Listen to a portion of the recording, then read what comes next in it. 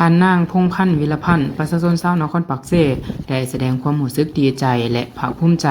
ที่ได้เข้าร่วมกิจกรรมมื้อละถุงโดยได้ร่วมเป็นจิตอาสาออกแรงงานเก็บกวาดขี้เหงื่อบริเวณแคมป์ของนครปักเซ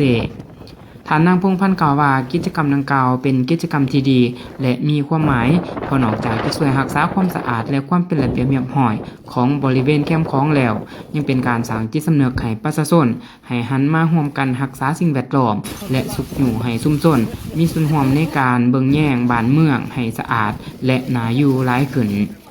พร้อมเดียวกันนี้ท่านยังได้แสดงความหวังว่ากิจกรรมมื้อละถุงจะได้รับการขยายผลและมีประชาชนเข้าร่วมหลายขึ้นเพื่อร่วมกันอนุรักษ์และรักษาสิ่งแวดล้อมให้มีความสะอาดสวยงามและยืนยง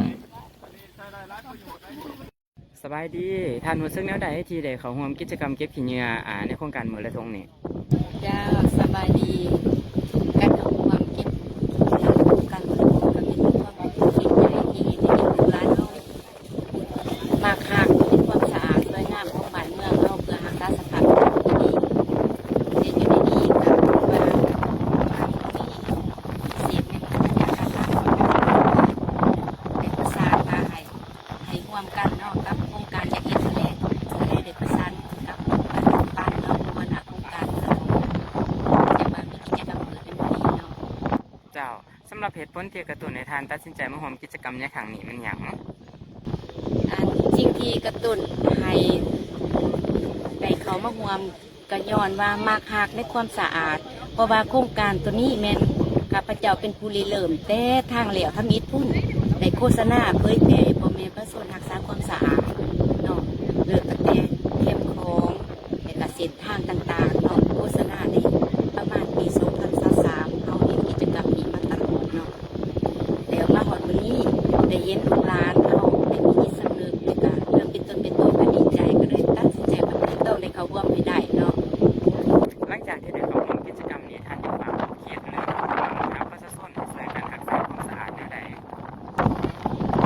ก็ขออยากขอให้พ่อแม่ประชาชนหรือว่าทุกภาคส่วนที่มาพยายามหรือว่ามาออกกำลังกายมาสูบวิวน้ำแรงน้ำสะอาดคนอยู่ร่วมกันรักษาความสะอาดช่วยกัน